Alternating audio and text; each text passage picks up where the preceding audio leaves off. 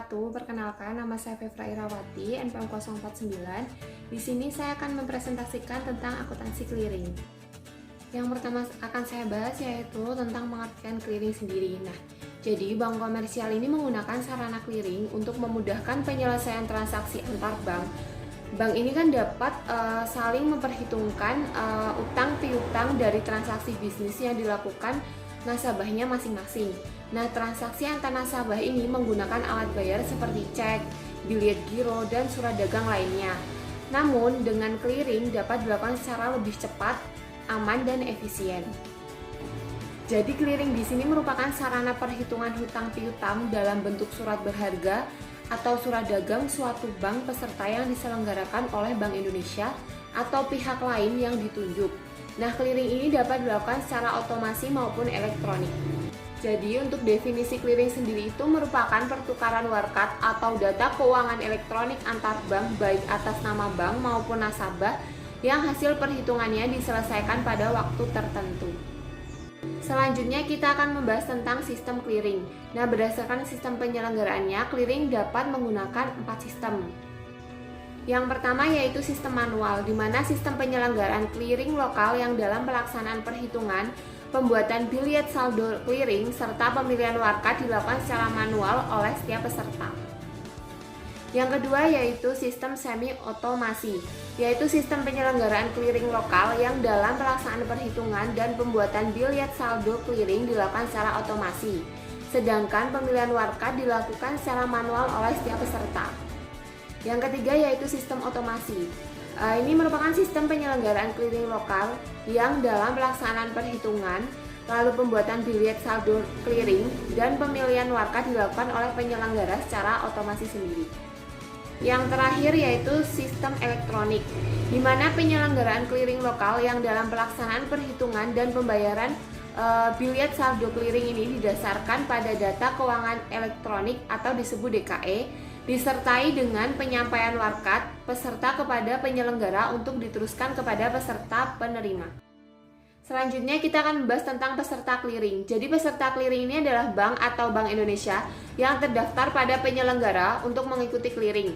Nah, peserta clearing ini dikelompokkan menjadi dua, yaitu peserta langsung dan peserta tidak langsung. Untuk peserta langsung sendiri ini merupakan peserta yang turut serta dalam pelaksanaan clearing secara langsung dengan menggunakan identitasnya sendiri.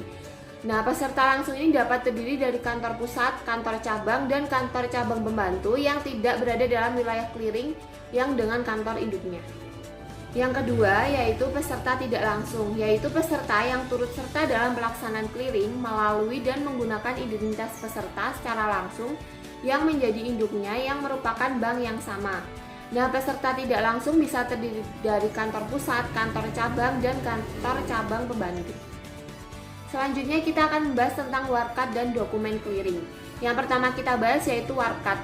Warkat adalah alat pembayaran bukan tunai yang diperhitungkan atas beban atau untuk untung rekening nasabah atau bank melalui clearing. Nah, warkat yang dapat diperhitungkan dalam clearing otomasi ini ada 6. Yang pertama yaitu cek, yang kedua biliet giro, yang ketiga yaitu wesel bank untuk transfer atau WBUT, yang keempat yaitu surat bukti penerimaan transfer atau SBPT, yang kelima yaitu nota debit, dan yang keenam yaitu nota kredit. Selanjutnya yaitu tentang dokumen clearing. Jadi ini merupakan dokumen yang berfungsi sebagai alat bantu dalam proses perhitungan clearing di tempat penyelenggara. Lalu formulir clearing. Formulir yang digunakan untuk proses perhitungan clearing lokal dengan sistem manual itu meliputi 3 hal. Yang pertama yaitu neraca clearing penyerahan atau pengembalian gabungan. Yang kedua yaitu neraca clearing penyerahan atau pengembalian. Yang ketiga yaitu biliet saldo clearing. Selanjutnya kita akan membahas tentang tata cara penyelenggaraan clearing lokal manual.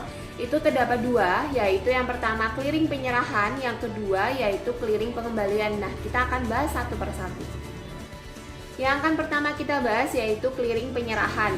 Jadi clearing penyerahan ini meliputi beberapa kegiatan. Yang pertama yaitu kegiatan di kantor peserta sebelum datang ke pertemuan clearing penyerahan di tempat penyelenggara. Peserta harus menyiapkan beberapa kegiatan. Yang pertama yaitu melakukan pengecekan terhadap warkat yang akan dikliringkan. Yang kedua yaitu memilah warkat berdasarkan bank penerima. Yang ketiga yaitu mengisi daftar warkat clearing penyerahan. Yang kedua yaitu kegiatan peserta di tempat penyelenggara pada saat pertemuan keliling penyerahan di tempat penyelenggara tersebut. Nah, wakil peserta melakukan kegiatan berikut. Yang pertama yaitu wakil peserta wajib hadir dalam pertemuan keliling penyerahan pada jadwal yang sudah ditentukan. Yang kedua yaitu melakukan kegiatan pendistribusian. Yang ketiga yaitu melakukan kegiatan penerimaan warkat. Dan yang keempat yaitu mencocokkan rincian yang tercantum pada daftar warkat keliling penyerahan yang diterima dari peserta lain dengan warkat yang diterima. Selanjutnya yaitu menyusun neraca keliling penyerahan berdasarkan daftar warkat keliling yang diserahkan maupun yang diterima. Yang terakhir yaitu menandatangani dan mencantumkan nama jelas wakil peserta yang bersangkutan pada neraca keliling penyerahan, kemudian menyerahkan lembar pertama pada penyelenggara. Yang ketiga yaitu kegiatan petugas penyelenggara. Yang pertama yaitu menyusun neraca keliling penyerahan gabungan berdasarkan neraca keliling penyerahan yang disampaikan oleh seluruh wakil peserta. Yang kedua yaitu apabila wakil peserta belum hadir sampai dengan batas akhir jadwal keliling penyerahan yang ditetapkan, penyelenggara akan melaksanakan beberapa kegiatan pada poin 2. Yang selanjutnya yaitu clearing pengembalian. Nah, keliling pengembalian ini juga meliputi 3 kegiatan. Yang pertama yaitu kegiatan di kantor peserta sebelum datang ke pertemuan keliling pengembalian di tempat penyelenggara itu, peserta harus mempersiapkan beberapa kegiatan juga. Yang pertama yaitu melakukan verifikasi terhadap warkat yang diterima peserta pada pertemuan keliling penyerahan. Yang kedua yaitu membuat surat keterangan penolakan atau SKP. Nah, warkat debit yang ditolak wajib disertai dengan SKP. Yang ketiga yaitu memilah warkat debit tolakan beserta SKP berdasarkan bank penerima. Dan yang terakhir yaitu mengisi daftar warkat clearing pengembalian dengan rincian nominal serta jumlah lembar dan jumlah nominal warkat debit tolakan untuk masing-masing bank penerima sebanyak rangkap 3. Yang kedua yaitu kegiatan peserta di tempat penyelenggara pada saat pertemuan clearing pengembalian di tempat penyelenggara. Nah, wakil peserta melakukan beberapa kegiatan. Yang pertama, wakil peserta hadir dalam pertemuan clearing pengembalian. Yang kedua, melakukan kegiatan pendistribusian warkat debit tolakan. Yang ketiga yaitu melakukan kegiatan penerimaan warkat debit tolakan. Yang keempat yaitu mencocokkan rincian yang tercantum pada daftar warkat clearing pengembalian dengan warkat debit tolakan yang diterima. Yang kelima yaitu menyusun neraca clearing pengembalian sebanyak rangkap 2. Yang keenam menandatangani dan mencantumkan nama jelas wakil peserta pada neraca clearing pengembalian dan menyerahkan lembar pertama pada penyelenggara. Yang ketujuh yaitu menyusun billet saldo clearing atau BSK sebanyak rangkap 2. Yang terakhir yaitu menandatangani dan mencantumkan nama jelas wakil peserta pada BSK, kemudian menyerahkan pada penyelenggara. Yang terakhir yaitu kegiatan petugas penyelenggara sendiri. Itu meliputi beberapa kegiatan. Yang pertama yaitu menyusun neraca clearing pengembalian gabungan dan membubuhkan tanda tangan dan nama jelas petugas penyelenggara sendiri. Yang kedua yaitu mencocokkan neraca clearing penyerahan atau pengembalian gabungan yang disusun penyelenggara dengan BSK yang disusun peserta. Yang ketiga yaitu menandatangani dan mencantumkan nama jelas petugas penyelenggara pada BSK rangkap 2. Yang keempat yaitu mendistribusikan BSK. Yang kelima yaitu melakukan verifikasi terhadap tanda tangan pejabat pada SKP. Yang terakhir yaitu apabila wakil peserta belum hadir sampai dengan batas akhir jadwal clearing pengembalian, penyelenggara akan melaksanakan beberapa kegiatan di poin 2. Assalamualaikum warahmatullahi wabarakatuh. Perkenalkan, nama saya Ayuandini, NPM 181331000055 dari kelas A3. Nah, di sini saya akan melanjutkan presentasi dari teman saya Fevra Irawati tentang akuntansi clearing. Nah, di sini untuk slide pertama saya akan menjelaskan tentang jadwal clearing lokal dan pelimpahan hasil clearing. Nah, untuk jadwal penyelenggaraan dari clearing manual serta pelimpahan hasil clearing itu harus dengan persetujuan dari Bank Indonesia yang mewilayahinya. Nah, kemudian untuk jadwal clearing lokal itu yang ditetapkan merupakan rentang waktu bagi wakil peserta diperkenankan untuk hadir dan mendistribusikan warkat pada proses penyelenggaraan clearing, penyerahan ataupun pengendalian. Nah, kemudian untuk slide selanjutnya kita membahas tentang transaksi clearing sama pencatatannya. Nah, di sini ada contoh yang pertama. Untuk contoh yang pertama itu ada transaksi 1, itu tanggal 1 Mei 2018 itu A yang merupakan nasabah dari Giro Bank ABCI Semarang itu membeli barang kepada B. B ini merupakan nasabah dari Bank BAP sebesar atau senilai 10 juta rupiah. Nah, kemudian saudari A ini membayarnya dengan menggunakan cek dari Bank ABC Semarang. Kemudian untuk transaksi yang kedua itu A menyerahkan cek nomor 112 kepada Bank ABC Semarang untuk rekening giro B nasabah BAP sebesar 20 juta rupiah sebagai pelunasan piutang. Nah, kemudian untuk pencatatan di Bank ABC Semarang. Nah, untuk keterangannya, clearing 2 tanggal 1 Mei 2018 debit sebesar 30 juta dari Giro A, kemudian kredit 30 juta dari Giro Bank Indonesia. Giro A tadi merupakan Bank ABC Semarang.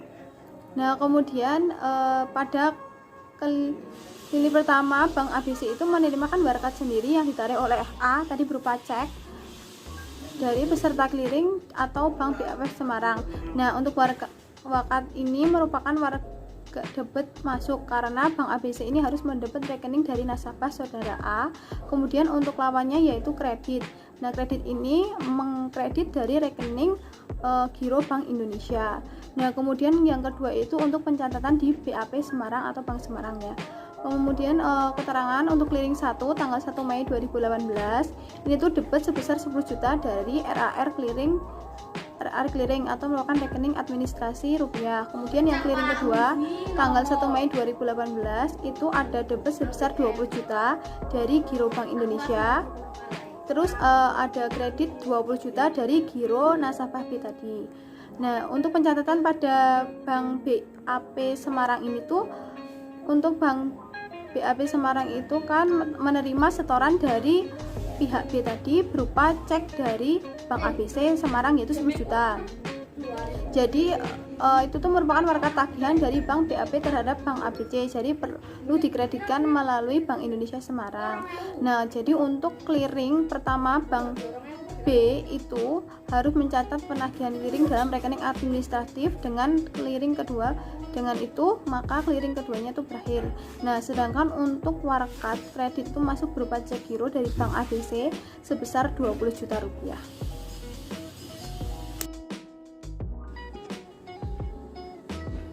Kemudian yang selanjutnya misalnya itu kan warakatnya itu didebit keluar senilai 10 juta. Nah, itu tuh ditolak dari Bank BAP. Nah, itu dapat langsung mengkredit rekening untuk warakat clearing sebesar 10 juta. Jadi untuk RAR atau rekening administrasinya itu menjadi nihil.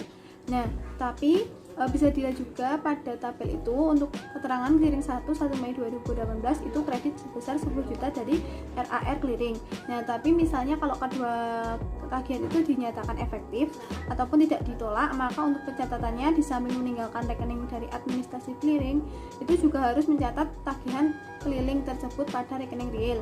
Nah, bisa dilihat pada tabel di bawahnya itu. Untuk keterangan clearing 1 tanggal 1 Mei 2018 itu kan rekening dari RAR clearing itu kan kredit sebesar 10 juta rupiah. Kemudian untuk giro dari Bank Indonesia itu didebit 10 juta rupiah. Kemudian untuk giro Bank B itu sebesar 10 juta rupiah. Nah, teman-teman, kita masuk ke contoh yang kedua. Untuk yang contoh kedua itu ada beberapa transaksi yang diselesaikan melalui clearing. Nah, ini untuk peserta clearingnya itu ada Bank Cahaya Sentosa atau Bank CAS, kemudian ada Bank Ceraka Investama Sejati atau Bank CIS, kemudian ada Bank Ceria Usaha Sejati atau Bank CUS Semarang. Nah, untuk transaksinya itu ada beberapa. Untuk transaksi yang pertama, ada nasabah yang bernama Kirana Nastiti, nasabah dari Bank Cahaya Arta Sentosa ini tuh menarik cek nomor 01100004 sebesar 25 juta. Dia itu tidak hanya menarik sebesar 25 juta tapi juga sebesar 20 juta dari cek nomor 01100005 untuk membayar utang kepada Anggi Waskita. Nah, Anggi Waskita itu nasabah dari Bank CIS Semarang. Nah, kemudian untuk transaksi yang kedua itu kan Bank CIS itu menerima giro dari Rudi Kempot. Nah, Rudi Kempot ini tuh nasabah giro untuk keuntungan saudari Dalimin nasabah dari Giro Bank CUS Semarang sebesar 15 juta rupiah. Kemudian untuk yang ketiga transaksinya yaitu Astuti. Astuti ini merupakan nasabah dari Bank CUS, itu menarik cek untuk membayar barang dagangannya kepada Abdullah, nasabah dari Bank CIS Semarang sebesar 20 juta rupiah. Kemudian yang terakhir itu Bank CAS Semarang itu menerima warakat ataupun debit masuk dari beban nasabah giro Saudari Dwi Rahayu sebesar 30 juta. Nah, untuk warakat yang diterima dari Bank CUS ini tuh melalui lembaga clearing.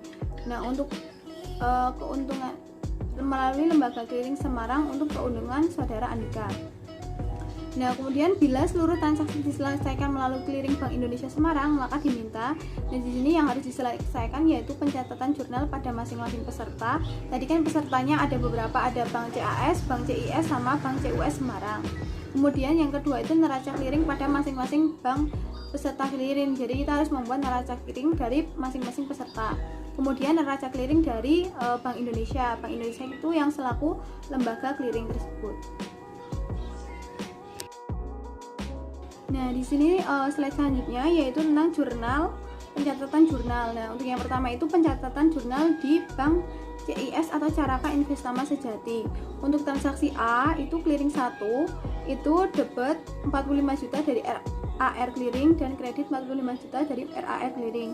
Kemudian untuk giro Bank Indonesia itu debit 45 juta, kemudian giro Anggiwas kita itu kredit 45 juta.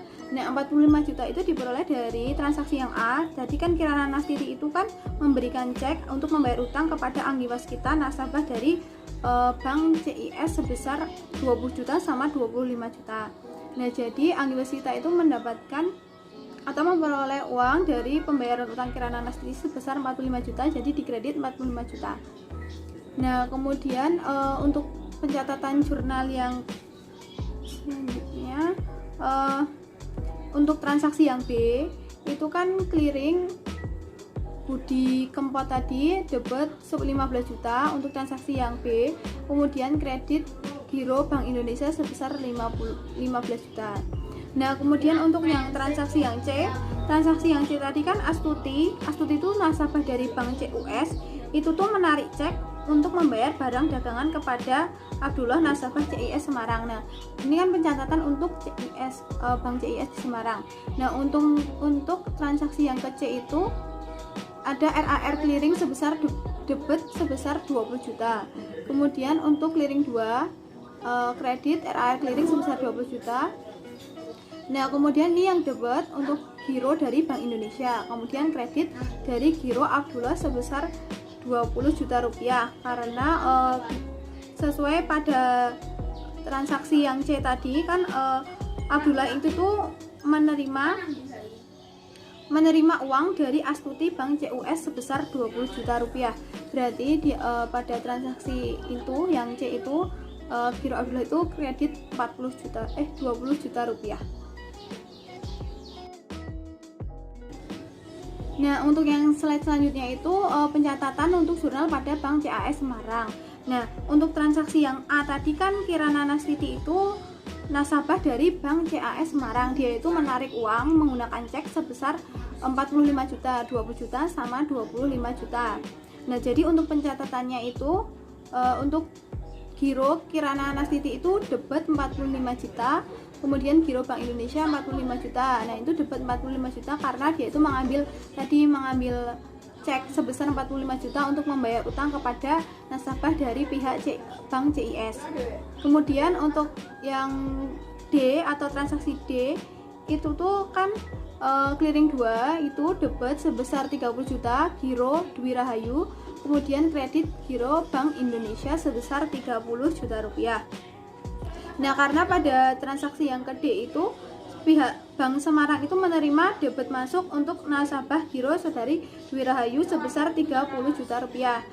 Nah, jadi Bank CAS itu menerima uang dari beban nasabah giro Dwi Rahayu sebesar 30 juta rupiah.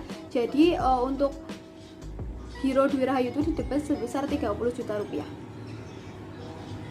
Nah, kemudian ini untuk bank yang selanjutnya yaitu Bank CUS atau Bank Ceria Usaha Sejati. Nah, di sini ada beberapa transaksi yang dilakukan oleh Bank CUS. Untuk transaksi yang pertama itu transaksi yang ke B. Nah, itu clearing 2 dari Giro Bank Indonesia itu debit sebesar 15 juta. Kemudian dari Giro Dalimin itu sebesar 15 juta. Bisa dilihat contohnya pada transaksi yang ke B. Nah, Bank CIS itu tuh menerima giro dari Rudi Kempot. Nah, untuk keuntungan dari saudara Dalimin nasabah giro Bank CUS sebesar 15 juta rupiah. Nah, jadi Bank CUS itu tuh kan mengeluarkan uang kan.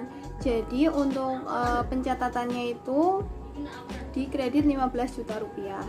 Nah, kemudian untuk transaksi selanjutnya dari Bank CUS itu adalah pada transaksi yang ke C. Nah, itu untuk pencatatannya itu giro Astuti itu sebesar 20 juta rupiah di debit, kemudian giro Bank Indonesia sebesar 20 juta rupiah. Nah, bisa dilihat pada transaksi yang ke C. Tadi kan Astuti itu kan nasabah dari Bank CUS atau Bank Carya Usaha. Nah, dia itu menarik cek untuk membayar nasabah dari Bank CIS sebesar 20 juta. Jadi Astuti itu menarik cek dari Bank CUS. Jadi untuk pencatatannya itu giro Astuti itu debit 20 juta rupiah dan giro BI itu kredit 20 juta rupiah. Nah, kemudian yang transaksi selanjutnya, transaksi yang ke D untuk clearing pertama itu ada RAR clearing debit sebesar 20 juta dan RAR clearing kredit 20 juta. Kemudian untuk pencatatan gironya, untuk giro Bank Indonesia-nya itu di debit 30 juta. Terus untuk giro Andikanya itu kredit 30 juta, bisa dilihat pada transaksi yang ke D. Nah, untuk Andika ini kan mendapat keuntungan dari keuntungan. Nah, jadi untuk pencatatannya itu saudara giro Andika ini kredit 30 juta rupiah.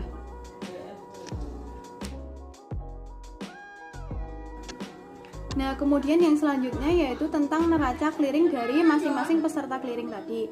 Untuk yang pertama itu neraca dari Bank CIS.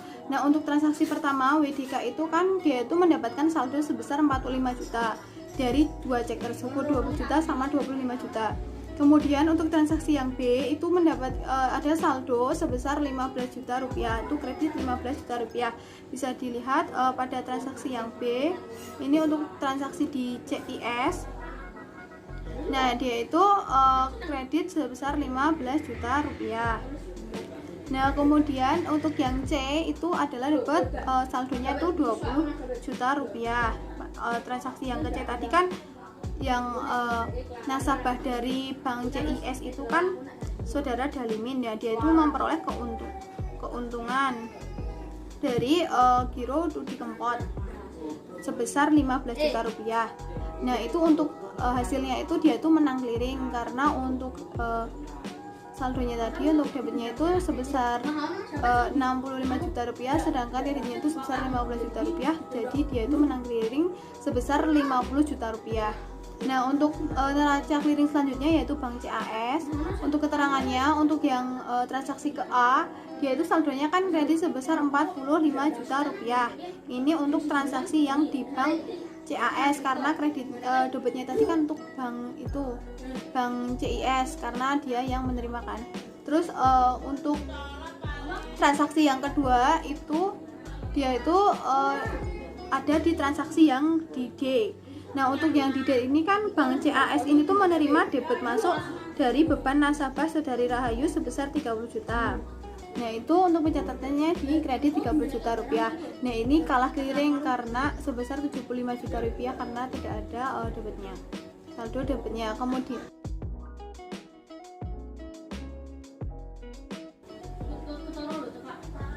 nah, untuk selanjutnya kita akan membahas tentang neraca clearing dari bank terakhir yang ikut clearing tadi ada Bank CUS sama Bank Indonesia selaku lembaga clearing. Nah, untuk yang pertama kita membahas tentang Bank CUS. Untuk transaksi yang dilakukan oleh Bank CUS itu ada transaksi di B yaitu saldo debit sebesar 15 juta rupiah karena bisa dilihat pada contoh transaksi pada B tadi. Untuk Bank CUS ini tuh memberikan giro kepada Bank CIS sebesar 15 juta rupiah. Jadi untuk pencatatannya tadi kan debat 15 juta rupiah. Kemudian transaksi yang ke C.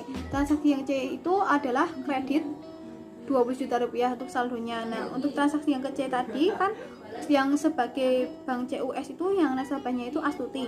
Nah, Astuti itu kan menarik cek dari Bank CUS untuk diberikan ke Bank CIS Semarang untuk membayar barang dagangan. Jadi untuk pencatatannya itu kredit 20 juta rupiah. Kemudian yang selanjutnya itu yang terakhir ada di transaksi D, itu sebesar saldo 30 juta rupiah. Bisa dilihat pada transaksi yang D itu untuk Bank CUS ini tuh menerima warakat melalui lembaga clearing Bank Indonesia. Nah, dari keuntungan giro saudara Andika jadi sebesar 30 juta rupiah. Nah, untuk keterangannya itu pada Bank CUS neraca clearing itu tuh dia itu menang clearing karena untuk saldo debitnya itu sebesar 45 juta rupiah. Kemudian untuk saldonya 20 juta rupiah, jadi menang clearing sebesar 25 juta rupiah. Nah, kemudian yang terakhir adalah pencatatan di Bank Indonesia.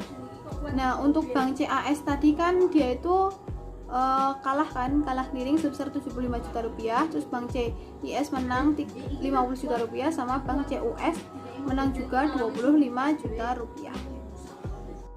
Nah, kemudian yang selanjutnya itu saya akan membahas tentang sistem clearing warakat luar wilayah. Jadi ini untuk pembahasannya itu di luar wilayah. Nah, kan perkembangan teknologi yang saat ini tuh udah memungkinkan dari beberapa pihak bank untuk melakukan verifikasi secara online. Nah, misalnya ada cek dari luar kota, Bank Indonesia itu bisa mengembangkan sistem penyelenggaraan clearing lokal ataupun atas cek ataupun giro yang berasal dari luar wilayah.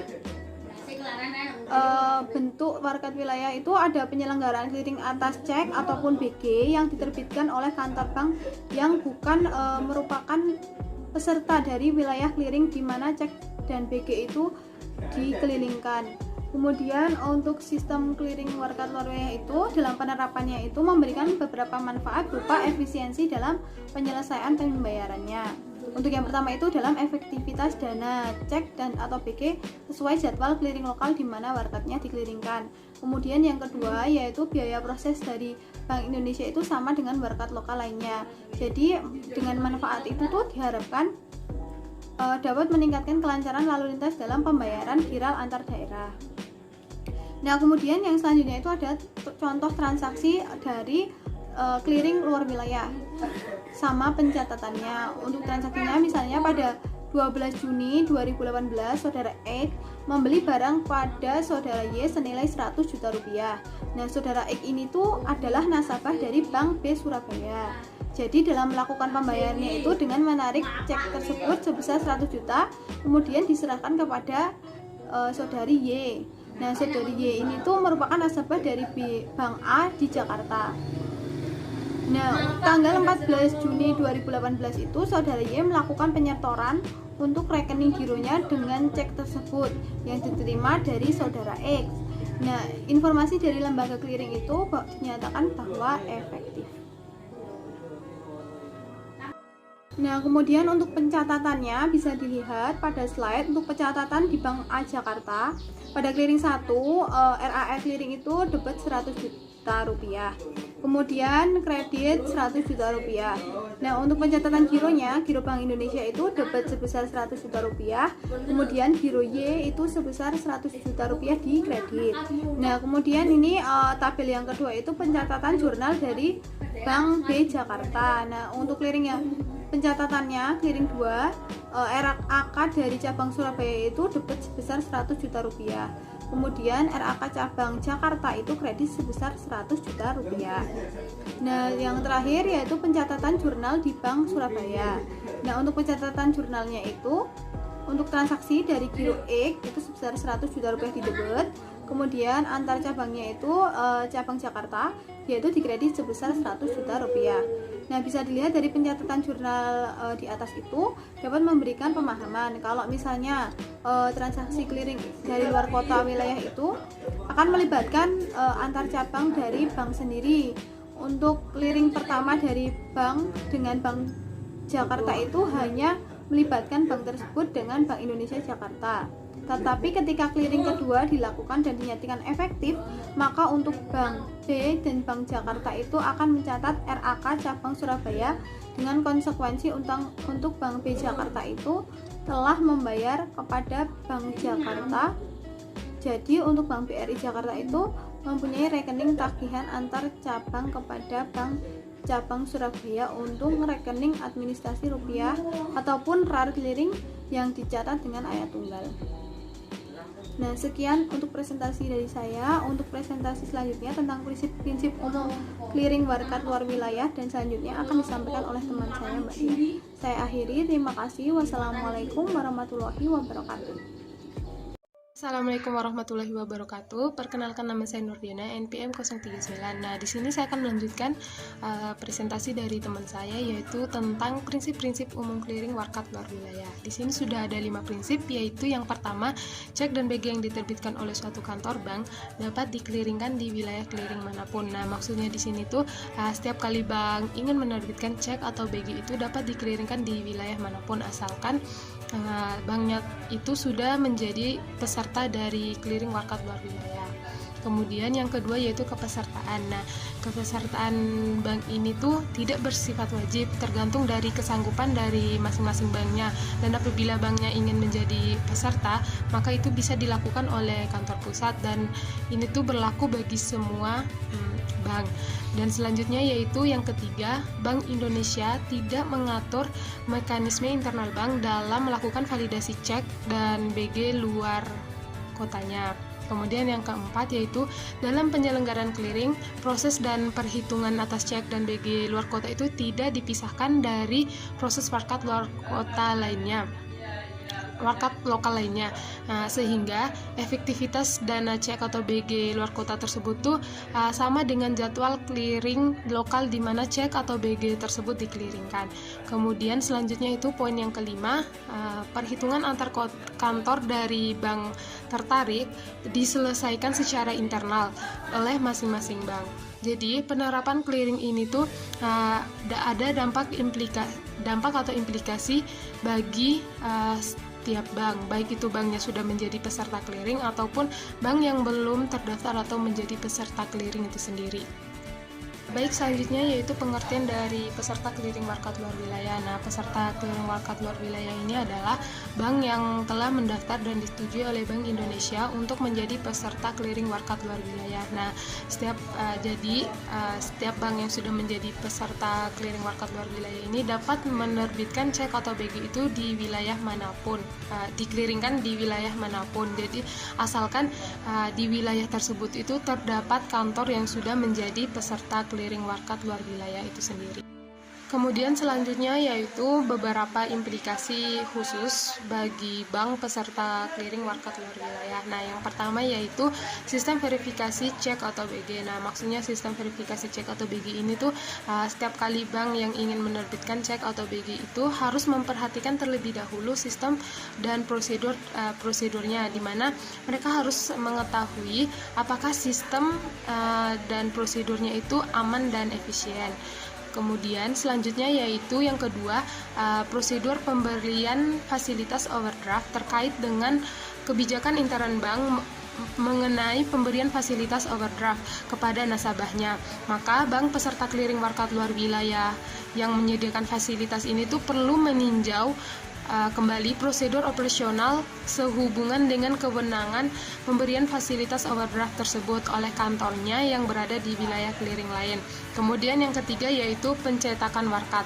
Jadi maksudnya itu pencetakan warkat ini tuh setiap bank yang ingin menerbitkan cek atau BG itu harus mencantumkan informasi terkait sandi peserta dan nomor rekening pada cek atau BG yang diterbitkan oleh kantor tersebut, di mana ini tuh berguna untuk memudahkan bank lain itu pada saat mereka merekam kepada dalam disket.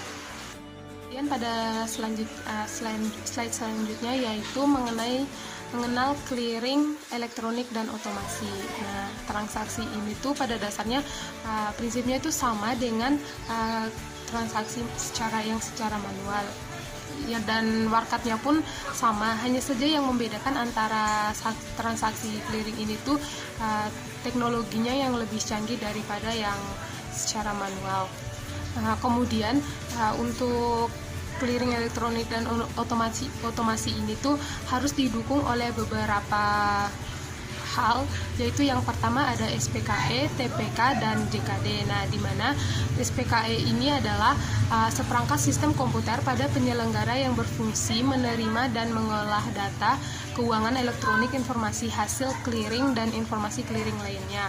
Kemudian TPK yaitu perangkat sistem komputer yang dipasang di peserta untuk mengirim data keuangan elektronik atau DKE ke SPKE serta menerima informasi hasil perhitungan clearing dan informasi clearing lainnya. Kemudian selanjutnya itu JKD, di mana JKD itu seperangkat sistem yang berfungsi sebagai sarana penghubung antara TPK dan SPKE. Baik, selanjutnya dalam clearing elektronik maupun otomasi ini ada beberapa dokumen clearing yang digunakan sebagai alat bantu dalam proses perhitungan clearing. Nah, yang pertama yaitu bukti penyerahan warkat debit clearing penyerahan atau BPWD. Nah, BPWD ini tuh digunakan sebagai tanda bukti penyerahan warkat debit untuk bundel warkat dari petugas kepada penyelenggara kegiatan penyerahan clearing. Kemudian yang kedua yaitu bukti penyerahan warkat kredit clearing penyerahan atau BPWK. Nah, BPWK ini tuh digunakan juga sebagai tanda bukti penyerahan warkat kredit untuk bundel warkat dari petugas kepada penyelenggara kegiatan clearing. Kemudian yang ketiga yaitu lembar substitusi. Nah, lembar substitusi ini tuh digunakan sebagai alat atau tempat menempelkan penjumlahan. Kemudian selanjutnya yaitu ada kartu batch. Nah, kartu batch ini tuh sebagai sarana untuk mengetahui jumlah keseluruhan nominal bundel warkat dari masing-masing peserta, dan kartu batch ini juga digunakan sebagai sarana kontrol dalam proses clearing sendiri. Kemudian yang terakhir yaitu ada bukti penyerahan rekaman warkat clearing pengembalian atau BPR WKP. Kemudian selanjutnya yaitu ada jenis biaya clearing. Nah, di sini ada dua jenis biaya clearing. Yang pertama itu biaya administrasi dan yang kedua itu biaya proses warkat clearing. Nah, biaya ini tuh akan dikreditkan oleh Bank Indonesia dari rekening giro Bank Indonesia yang dimiliki oleh peserta clearing.